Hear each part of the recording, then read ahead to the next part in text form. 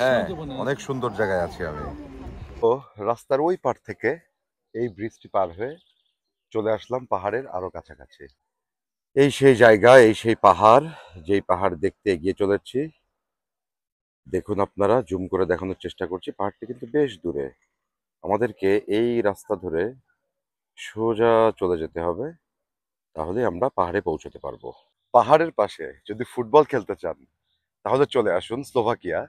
এই যে আমার পিছনে দেখছেন যে ফুটবল খেলার বিশাল আয়োজন, আর পেছনেই পাহাড়, দারুণ কিন্তু। তো এই গরমে আসলে ফুটবল খেলাটা আমার পছন্দ না, বাট যদি বৃষ্টি হতো তাহলে ডেফিনেটলি আমি আজকে ফুটবল খেলতাম।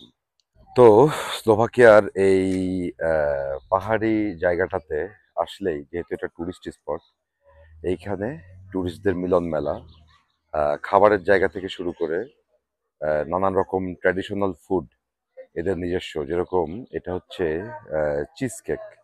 এরা চিজ বিক্রি করে, যেটা গ্রিলড এবং খেতে বেশ সুস্বাদু। তো বিকেল গড়িয়ে অনেকটা আমরা সন্ধ্যার কাছাকাছি, জায়গাটি একটু ভিড় কমে গিয়েছে, দিনের বেলা আরো বেশি ভিড় ছিল।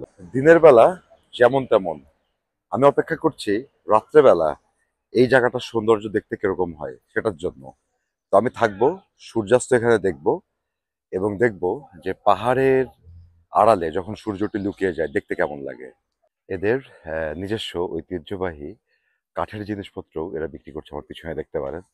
তো আমিও পেয়ে একটি পাটি কিনে নিলাম। তো পাটিটা একদম বাংলাদেশি পাটির মতো, যদিও বাংলাদেশি পাটি না। এটা বাসায় যেয়ে ইউজ করে দেখবো যে কেমন লাগে। এই হচ্ছে স্লোভাকিয়া, স্লোভাকিয়ার পতাকা।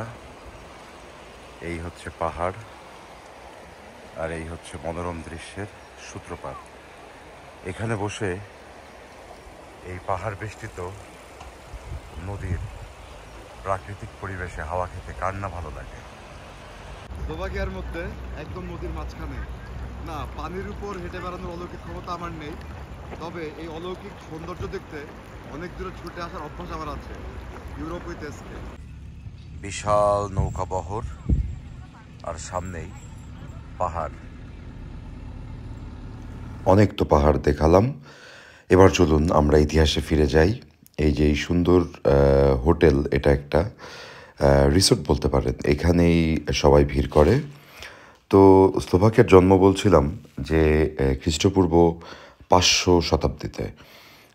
তো তারপরে মূলত খ্রিস্টাব্দ 900 শতকের দিকে এই অঞ্চলে জার্মান এবং স্লাভ জনগোষ্ঠী তারা এখানে বসতি স্থাপন করে। এটা তাত্রা মাউন্টেনের উপরে বা তাত্রা পর্বত